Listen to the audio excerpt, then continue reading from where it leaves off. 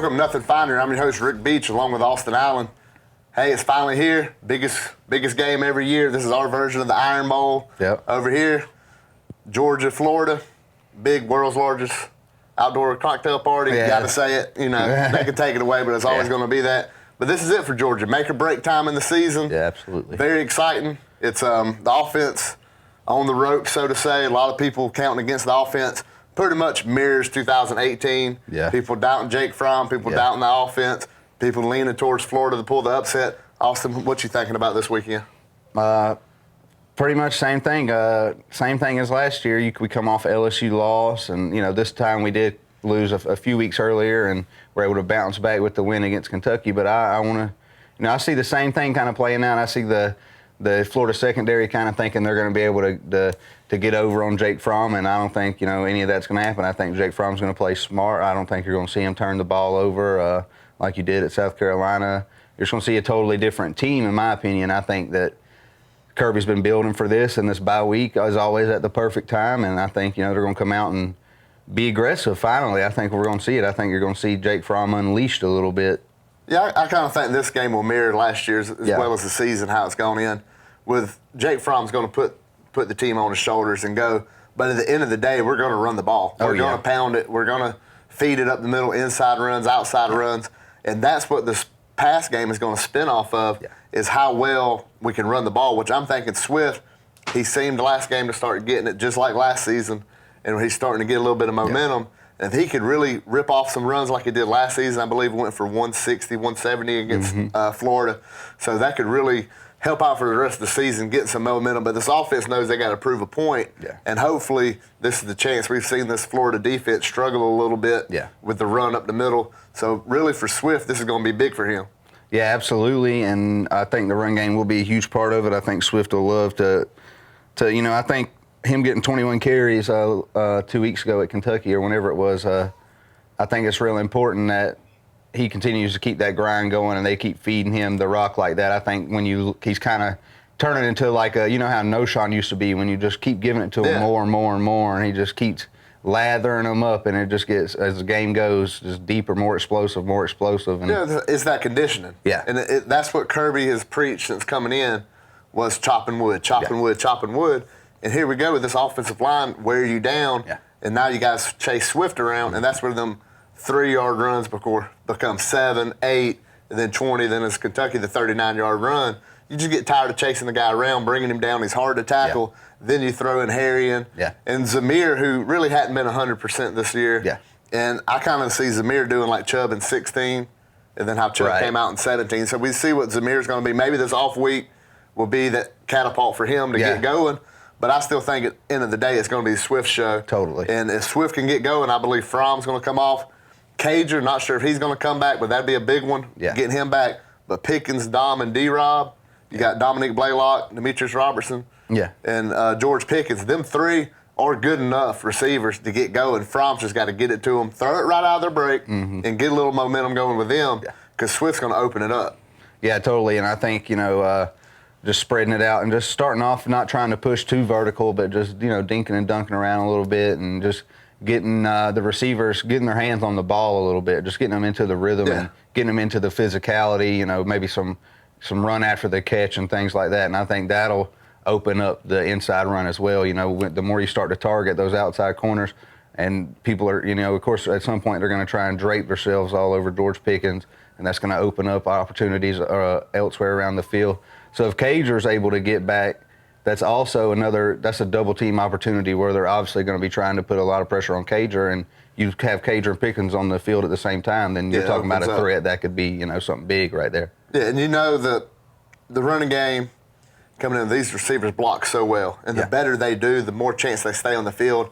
A lot of that predictability, we've talked about it before, that Georgia gets is when you see a Tyler Simmons on the field and you see two tight ends, it's going to be a run. Yeah. And when you could run and throw with Dominique Blaylock and Pickens on the field, it just opens you up a little more. They can't just come charging up the middle with 8, 9 in the box. They got to play back. They got to respect it. And I think this week, and James Cook on the little swing passes, but you got to get better blocking on the outside. You got to get the Eli Wolfs and Charlie Warners. They got to set the edge. Even if Cook don't get a 12-yard gain on the pass, but let him get 4 or 5, because that will open up the deeper game by bringing them safeties up. Right. And that's what Georgia needs. It's the play calling and a lot of the execution we talked about last week, but that's where the execution really has to kick in, is open up some of these smaller passes, these smaller runs that don't look like they add up.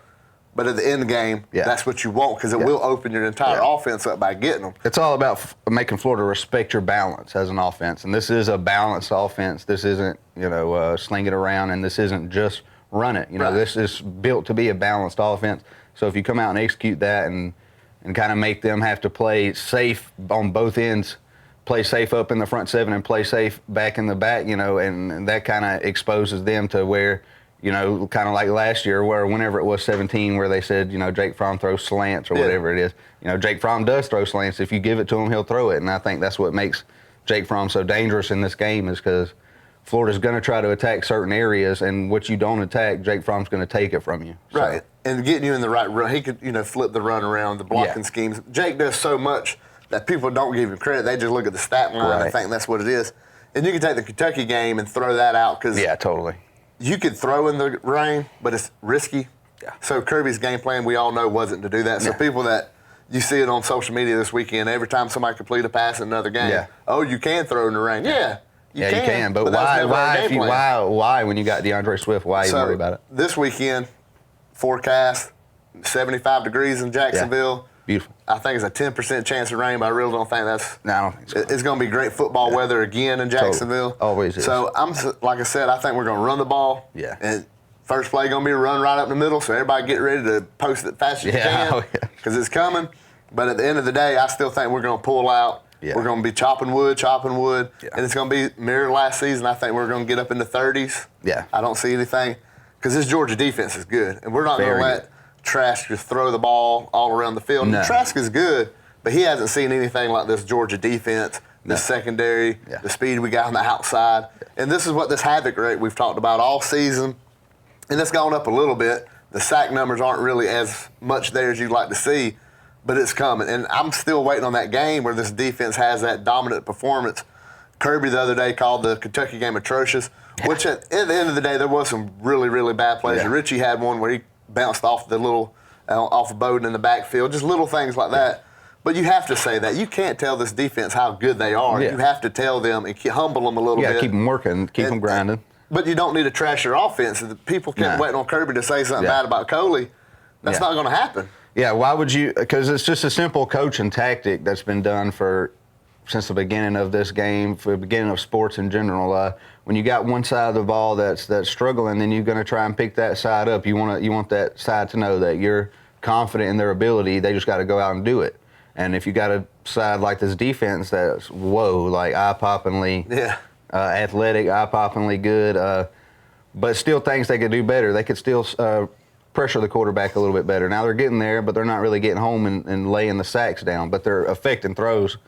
So it's just a simple tactic by Kirby, and I think, it goes back to the dawn of time, like I said, and it's what you want. It's what I wanted to see out of Kirby. I don't want this defense thinking, man, we're the focal point of this team. Without us, this team is nothing. I want this defense to keep its head down and keep grinding, because the challenges are only going to get harder and harder as we go. I mean, we know Missouri took a lump again, so that game's kind of lost its luster, but as far as in this November run, I mean, this defense has got to be on point. Yeah, still haven't given up a rushing touchdown to this point.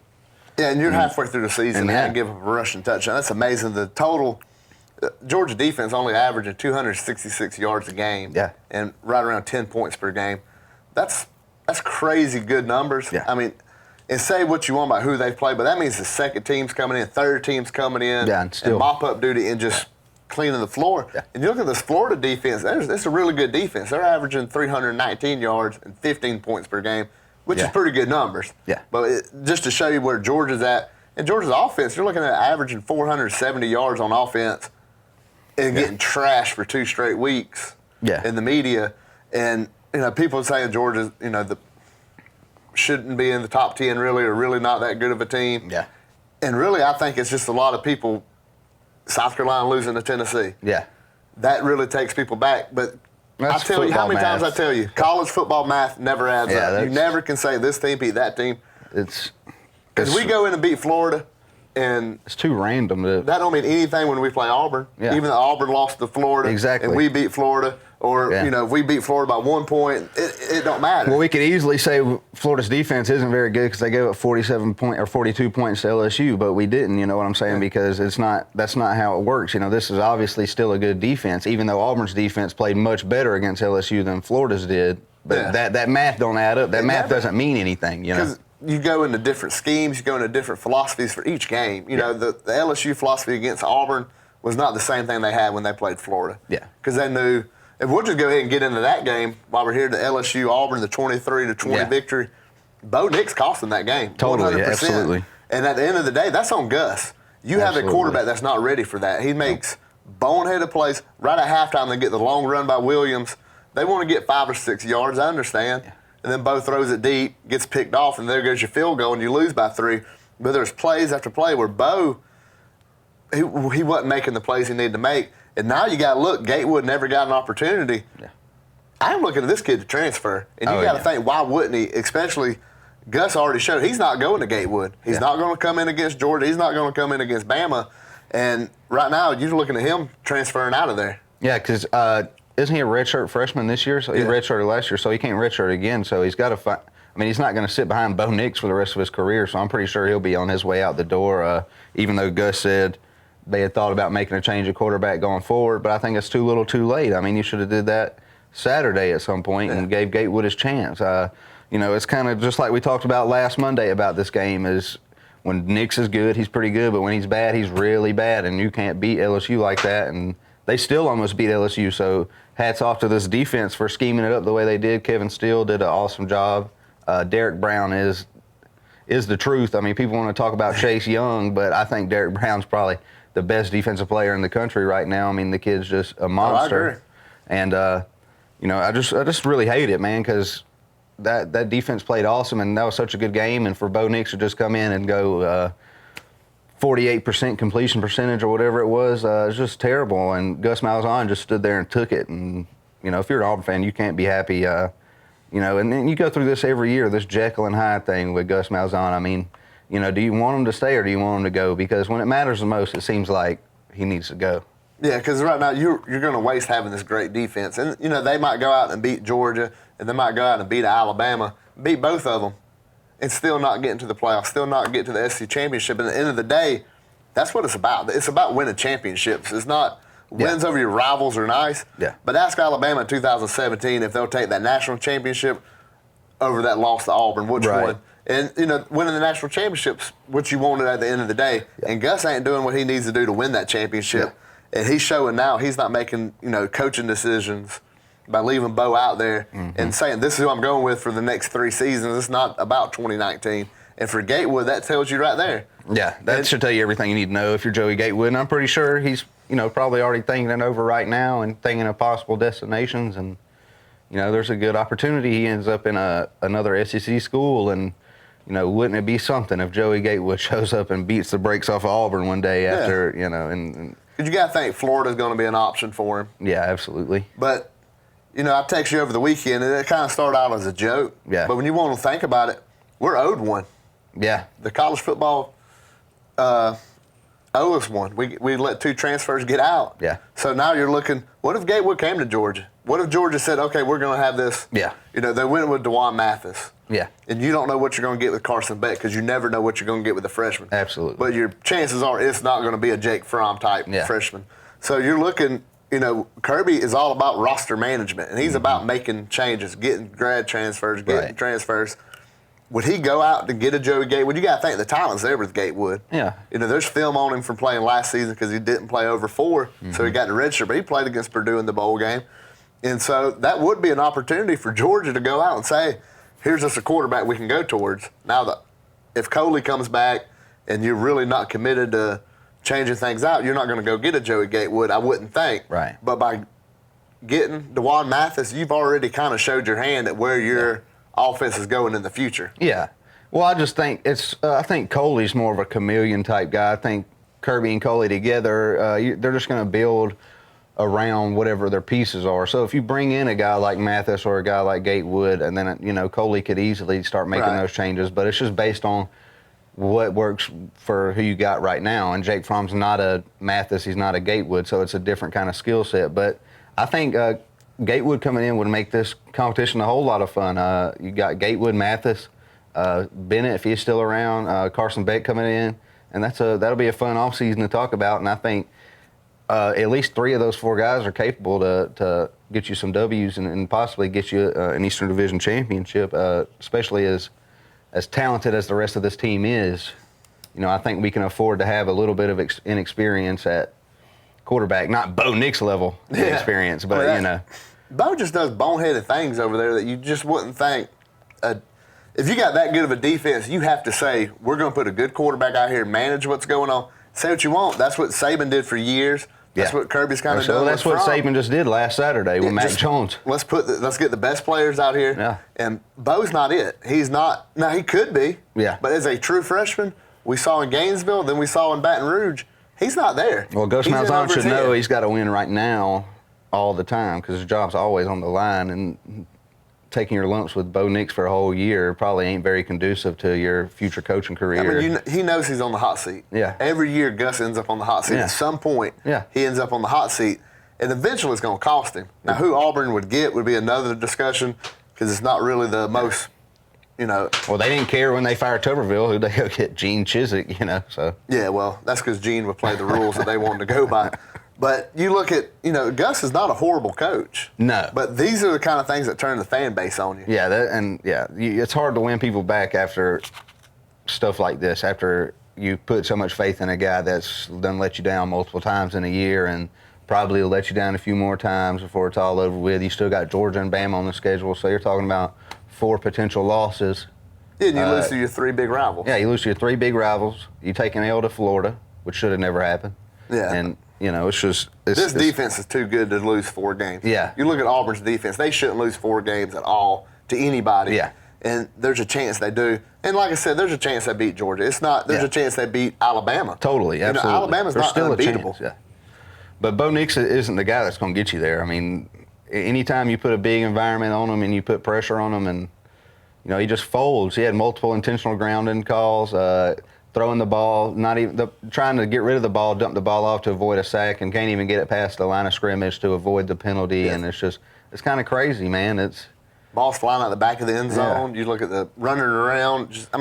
It's not conducive to the style that Gus Malzahn likes to play. I think even Jarrett Stidham was way more consistent than Bo Nix has been. Less turnovers, and I think looking back through, and I think this is a reoccurring theme within Gus Malzahn's tenure is. Without a quarterback being brought in that's already ready to go, he's having a hard time developing these kids into star quarterbacks. And that's what you got to look at Gatewood as saying, how well is he being developed? Yeah. And he come in, he was a 4-star in Florida, and he comes in and he's not even seeing the field as his second year on campus. How well is he being developed? And, he's got all the tools. You would think he looks the part. Yeah. When he gets off the bus, he looks like, a top-tier quarterback. So what's really going on in Auburn with these quarterbacks? Yeah. And it's funny to see with Gus. He's just got an issue with his ego getting in the way where he's going to make Bo Nix be the man. Totally. And it's going to cost him his job in the long run. You totally see that, and that's kind of what everybody was seeing on the sidelines. We was just speaking with Alex before the show, and he was saying that at some point Gatewood was trying to run on the field for a 4th and goal, some kind of goal line, and Gus Malzahn told him to get back and stay on the sidelines, and so Bo Nix could run the play. And that, to me, is just kind of crazy. You got a guy like Gatewood that could run this QB power kind of stuff, and, you're right there at the goal line. You need points to win this game more than anything. Yeah. And, instead of just giving this guy the chance, you try and put the vote of confidence in a guy who obviously – confidence isn't his problem. He's got too much confidence, I would assume. That's why he's just slinging it all around and it's hitting the ground everywhere. This ain't the time of season where you do that. Yeah. And we saw last season with Georgia, we lost to LSU. Everybody come out the woodworks. This is Justin Fields' moment. Justin Fields got to get in the Florida game. He's got to. He didn't touch the field. He didn't see the field. He didn't touch the field. And sometimes. He didn't touch a blade of grass that game. That's how you got to. And Gus has to step up and say, okay, this is where it's going to stop. Yeah. I'm going to put Gatewood out there. Yeah. It's about winning and losing. Okay, I'm all for you having your confidence but we need to win these games. Yeah. Gus is making too much money to be losing to LSU every other season. Yeah. And to lose, I think it's like 4 or 5 wins in his career against Bama, LSU, and Georgia. It's an awful record against three of your big three rivals. And we've seen with Georgia in the past, Mark Richt struggled against Florida. Yeah. And that's what ultimately got him gone. Now, in the 90s, Donna struggled with Auburn and Tech. And he was gone in like 4 seasons. And then golf the same way. Yeah. And so you look at it with Auburn's giving him all this leash. In 2017 gave him all kind of time. And I think the fan base over there in Auburn, they're on the plains looking at him going, okay, you've had enough. Yeah. We've lost the LSU enough. We've lost the... Yeah, another odd number of year goes by, another loss to LSU. Another loss to LSU. Baton Rouge. So if you lose to somebody in 20 years, you ain't beat them in LSU. Yeah. That means you've gone 20 years without winning back-to-back games against LSU. Yeah. That's awful. That's not crazy. What Auburn's too good for that. Yeah. Now, I know we're a Georgia show. We're all about Georgia, and Auburn's a big rival. But you got to respect them. Yeah. They're a good team. They're better than losing to somebody for 20 years every other season. Absolutely. And it just doesn't make any sense to me how they could go this long. And we talked about it last Monday. I felt like maybe at some point the tide has to turn, and I think this year they had those opportunities to turn it, but they just didn't cash in. And I think that's all on Gus Malzahn and Bo Nix. There's nobody else who can shoulder this blame but them. You look at 2 years when they go back. Say they go back in a couple of years, Bo Nix will be a junior. Yeah. What's that defense going to be like? I guarantee it's not where it is now. Oh, absolutely not. Because this is not a defense you get every single year. No. Because outside of Tuscaloosa and even in Georgia, you don't get a defense that's this kind of defense every single year. You don't get big Nancy's like this up front. Because they take time. We've said about Georgia's defense, it takes time with defensive linemen. It's like a college basketball team. Yeah. You never see a college football team with 3 or 4 dominant freshman defensive linemen. Right. Prime example, Clemson's defense last year. Humongous dudes on the front seven, all first, second round pick guys. And this year they've regressed a good bit because it took them 3-4 years for these guys to really get going with each other and get their bodies right and everything. So it's a hard thing to do, man. And Auburn just put it all to waste Saturday night. And the way I see it with defensive line, when you're in high school, you're just stronger than everybody. You just bull rush everybody. Yeah. When you get to college, it takes time to learn these moves, learn the techniques, to get your body in position to get bigger, to get to learn little nuances to make the moves. And that's why, like Tyler Clark, you've seen a change in his game. And Jordan Davis, as good as he's been, he's only going to get better. Next year's we're really going to see Jordan Davis step up at Georgia.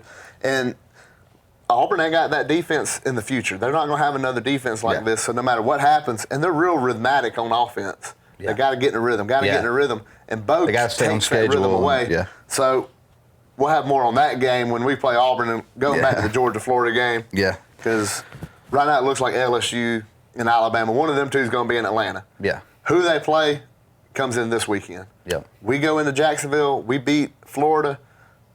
We still got to take care of business. But the path to Atlanta, Auburn A&M. The path to Atlanta is a little bit easier knowing we done beat Florida. Totally. And now we are the only team in control of our destiny by winning this weekend. So you look at Georgia from 1990 to 2010, Georgia went 18-3. Or went 3-18 against Florida. Yeah. But since 2010, Georgia's gone 5-3. So the rivalry's taken a turn. Win this season, now you've won 6 out of 9, and you're starting to get a little bit of turning that around. So, I mean, it's still bad when you've lost 27, out of 30 games. It's not a good look. Yeah. But when you break it down and the closer, the last decade, we're pulling it in a little bit. And what happened in the 90s was Florida's most dominant decade they ever had. Yeah. And it was Georgia's worst decade of football we ever had. Yeah. So it just played out at a bad time. They had Spurrier, who hated Georgia, cost him the 1966 national championship. Yeah. But now you look at Kirby. Kirby don't like Florida. Yeah. He don't. They hung 50 on him. Yeah. He was playing in that game when they hung 50 in Athens. So you're looking, we kind of got that now where we got a guy coming in. He hates Florida. We can look at him and tell he don't have no well wishes on Dan Mullen. Yeah. He don't have no respect for Dan Mullen as far as how Mullen likes to run his mouth all offseason. Mullen's done a little bit better job here lately keeping it shut. Wow, I bet he would. The closer you get to game time, unless you want to run the mouth. I think he sees what's going on. And what Georgia, we kind of just mold through the season. Yeah. When you look at Georgia's team, but this weekend, I don't think they're going to be mulling into Jacksonville. No, I think you see a totally different team. Like I said earlier, this team's going to be ready to go. I think it's just going to flip on a dime like this, man. And this team's got edge now. DeAndre Swift's really vocalizing himself. He's becoming a leader of this team. I think that's super important. The defense is just going to be. They don't want to give up a rushing touchdown. They don't want to give up points. They know that they're that good. Yeah. So I just want to see him attack Trask. I want to see how many sacks you think we get this weekend. I say 4. Say 4. Yeah, I was going to say somewhere 3.5, 4. I feel like we need that to really knock Trask off his spot. Not saying he's some kind of threat, anyways, but just making him uncomfortable is going to really lean the game towards us since the run game isn't very good anyways. So, yeah, but still, if we can get a lead, then we get you pin our ears back and just go get him. And they've showed with him getting hit, you can get pressure. That offensive line is not a dominant offensive line. Not at all. And Alajari, Walter Grant, some of these guys, Jermaine Johnson, Nolan Smith, the list goes on at Georgia. Somebody's going to have that breakout performance. We saw Aziz against Tennessee, had 2 sacks. Yeah. So it's the Georgia-Florida game. Somebody seems to come out of there and come out saying he's made a step forward. Last year it was Swift, we talked about earlier, who's used that momentum as a leapfrog up and say, this is my season, I'm taking over. So maybe on defense this year will be somebody come in there, and it might be a defense back of J.R. Reed we've seen in the past come through. But I think this defensive front, they're going to pin the ears back. They've heard all these people doubting. It's going back, we've talked about before, it's dogs versus the world kind of deal. And that's how that team has to feel. Yeah. You have to feel your backs against the wall. You have to feel cornered a little bit. Yeah. And hopefully that's the way they go in there and we can come out to shoot and get a big lead on them, get a 10, 14-point lead, then pin your ears back and just go get Kyle Trask. And then the wheels will fall off, much like we saw 2017 when it was 21-0, 7 minutes into the game. Yeah. And, all right, MVP this weekend. Who you got? Who you think is going to ball out the hardest for the Jake Fromm. Jake Fromm, okay. Who you got? Tyson Campbell stepping back on the field, hopefully getting back for the first time. From Miami, I know this game means a lot to him. Being from Florida, all these Florida kids, this game means a lot. So I expect to see him kind of press back on these Florida wide receivers who've been kind of getting a little bit of free release these past couple weeks. So, all right, what you got for a score? I got 31-14 Dogs. 31-14. Yeah. I think there'd be a non-offensive touchdown somewhere in that too. You got to get a knot. That'd be nice to have a knot. Yeah. I'll go with Georgia. I've said it before. I'll say 27-13. Right. A couple field goals. We'll hold them to. Maybe they miss extra point, but 27-13. That's all the time we got this week. Me and Austin didn't mean to twin. D76.com. Go get you a Kirby shirt. We just love some Kirby. Hey, go to nothingfinerpod.com. Listen to the old stuff. If you want to follow the show on Twitter, @nothingfinerpod. Same thing for Instagram and Facebook, @nothingfinerpod. Get on there, like the pages. If you're on YouTube, be sure to hit the like button on this. Subscribe, and leave us a comment. Let us know what you think. Let us know your score prediction. We'd like to hear what score y'all think, who you think is going to be the player of the game, the MVP of the game. So, like, subscribe, get on social media. That's all the time we got. God bless. Go Dogs.